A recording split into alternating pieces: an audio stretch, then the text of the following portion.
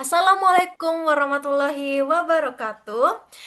Pada hari ini kami akan mempresentasikan hasil diskusi kami dalam mengerjakan agregat planning yaitu planning 2 dan planning 3 dengan saya sendiri Kezia Malakiano Pulinski. Saya Glenzia Novelita. Saya Livia Realita. Baiklah, pada planning 2 akan dijelaskan oleh rekan saya yaitu Livia Realitas. Kepada Livia silakan. Oke, di sini saya akan menjelaskan tentang plan 2, di mana kita mencari subkontrak. Pertama yang kita lakukan itu adalah mencari production at 38 units per day, yang dimana itu rumusnya sendiri adalah sama dengan C24 dikali E16, yang E16-nya itu kita Fn dan F4-kan secara bersama, agar hasil kesampingnya itu tidak mengikuti yang Januarinya, tetap berbeda yang Februari, Maret, April, Mei, Juni. Terus, setelah ketemu hasilnya, kita akan ke subkontrak. Subkontrak ini di mana rumusnya itu adalah sama dengan max, buka kurung 0, C23 dikurangi C25 tutup kurung. Kenapa 0? Di sini agar hasilnya itu tidak minus, jadi kami menggunakan 0, lalu setelah ketemu hasilnya, kita akan memasuki angka labor, di mana ini setelah kita lakukan di plan 1, angka labor itu kita dapatkan di plan 1. Terus kita mencari regular time cost, itu di mana rumusnya itu sama dengan C25 dikali C10 dikali C32. C10-nya itu kita FNF4-kan, dan C32-nya itu kita FNF4-kan juga, agar hasil kesampingnya itu tidak mengikuti dan tetap berbeda dari yang pertama. Setelah ketemu, barulah kita setelah keluar hasilnya, barulah kita mengetahui total cost, yaitu dihasilkan 105,152.000. Sekian penjelasan dari saya, selanjutnya akan dijelaskan oleh rekan saya. Baik, Oke, terima baik. Saya kasih akan banyak lanjutkan. atas penjelasannya, Livia. Selanjutnya saya akan beralih ke plan 3.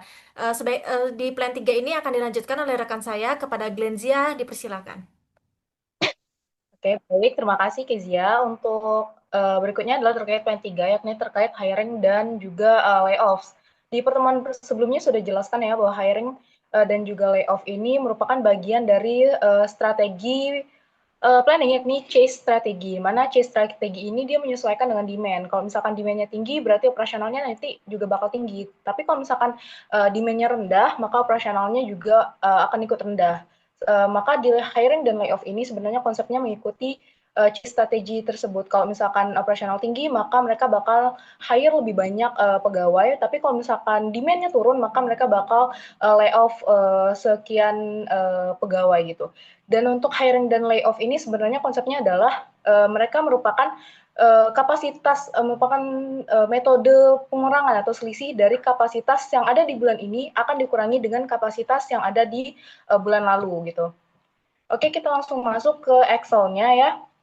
Ini sudah ada hiring dan juga layoff. Jadi untuk di tabel C29 itu kami mengisi hiring itu 0 karena kan seperti yang sudah saya jelaskan tadi bahwa hiring dan juga layoff ini merupakan pengurangan atau selisih dari bulan yang lalu. Tapi karena di sini di statnya ada di data ini statnya itu di bulan Januari, maka untuk bulan Januari kita nolkan karena tidak ada pembandingnya di ataupun tidak ada komponen dari bulan lalu, bulan Desembernya. Jadi untuk next, yakni untuk di kolom D29 itu, baru kita bisa mengurangi gitu loh. Dari data di bulan Februari bisa dikurangi dengan kapasitas yang ada di bulan Januarinya. Maka di sini rumusnya kita bisa gunakan rumus sama dengan max dan juga 0, seperti yang sudah dijelaskan oleh teman saya tadi, Livia ya, bahwa 0, ini tugasnya supaya nanti hasilnya tidak minus gitu. Kemudian dari D25 ini bisa dikurangi dengan C25. C25 ini merupakan production follow demand dari data di bulan Januari, maka hasilnya bisa dinolkan. Kemudian kita bisa tarik ke kanan, maka didapatlah hasilnya yakni sebesar 30. Ini untuk total hiring-nya. Ini baru untuk total hiring secara unitnya. Kemudian ada juga total untuk layoff ya. Untuk layoff ini sama juga sebenarnya dengan yang ada di hiring, tidak jauh berbeda. Dia ini merupakan hasil pengurangan dari bulan yang lalu karena Januari ini karena untuk data ini startnya di bulan Januari ya, maka tidak ada pembanding dengan data yang ada di bulan lalu ataupun Desember, maka untuk Januari layoff-nya bisa kita kasih 0. Kemudian atau kalau misalkan dirumuskan bisa juga kok kalau misalkan untuk di Januari ini yakni sama dengan max kemudian buka kurung 0,C25 dikurangi dengan data yang ada di C25 juga. Hasilnya juga akan tetap sama 0, kemudian kita drag ke kanan maka hasilnya ada yakni 16. Maka untuk hiring dan juga layoff secara unit itu total hiring per unit total unitnya untuk hiring itu ada 30, kemudian untuk layoff itu ada di 16. Oke. Baik, untuk next terkait labor dan juga regular time cost itu akan dijelaskan.